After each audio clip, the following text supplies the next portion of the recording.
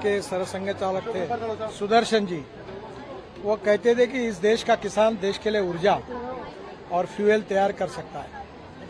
तब हमारी बात पर कोई विश्वास नहीं रखता था।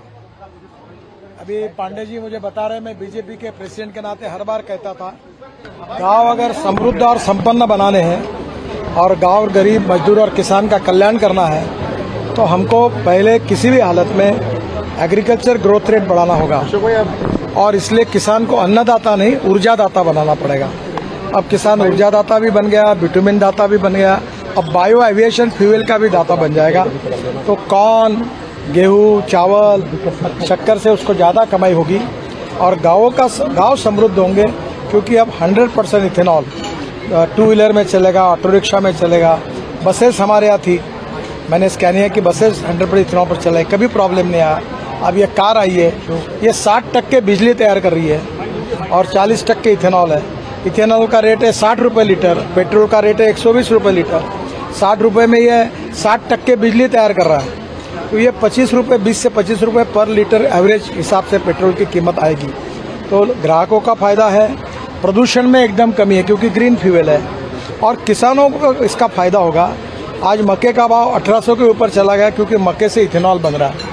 तो स्वाभाविक रूप से चावल जो हमारे पास बहुत स्टॉक में पड़ा है उससे इथेनॉल बनेगा, बाम्बू से बन रहा है, अभी परली से, राइस स्ट्रॉ से बन रहा है। तो ये क्रांतिकारी ये है और इससे देश में कृषि और ग्रामीण क्षेत्र में तो बदलाव आएगा, पर देश का इम्पोर्ट बचेगा। 2 लाख करोड़ की इकोनॉमी जब बन जाएगी, अभी ये जो इथेनॉल रेकर पुरी साहब ने बताया कि 50 से 60 हजार करोड़ रुपए भारत सरकार की बचत हुई, क्योंकि हम लोग पेट्रोल में अभी ये 11.75% आया, 20% तक जाएंगे और डीजल में भी 15% डालने की बात के बारे में हम आग्रह कर रहे हैं। उसका भी टेक्निकल रिपोर्ट आया है।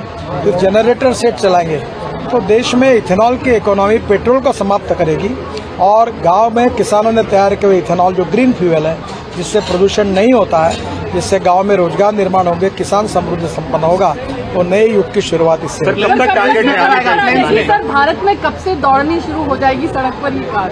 ये देखो, ये मॉडल डेवलप कर रहे हैं, उनकी टेक्नोलॉजी डेवलप हो गई है, अब मुझे लगता है जल्दी मार्केट में आएगा। सर, ये टेक्नोलॉजी इलेक्ट्रिक से बेटर है क्योंकि कम पॉल्यूशन है, तो इसको कोई एडवांटेज? देखिए, इलेक्ट्रिक में इसमें कैसा है कि 60% चलते चलते बिजली तैयार करेगा और 40% इथेनॉल पे चलेगा पेट्रोल के बजाय। देखिए, मैं आपको बता दूं, हिंदुस्तान एक समुद्र है, हमारे पास 16 लाख करोड़ का फॉसिल फ्यूल का इम्पोर्ट है, इसलिए CNG, LNG, ethanol, methanol, biodiesel, hydrogen सब भी करेंगे तो भी पेट्रोल डीजल लगेगा।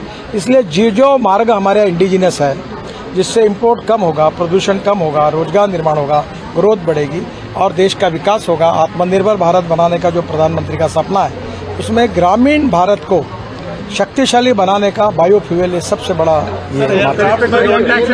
हाँ, हवाई जहाज में अभी 2% वर्ल्ड का रिजोल्यूशन आ रहा है कि 2% बायो एविएशन फ्यूल डालेंगे तो इथेनॉल से बायो एविएशन फ्यूल भी बनेगा और परली से बनेगा।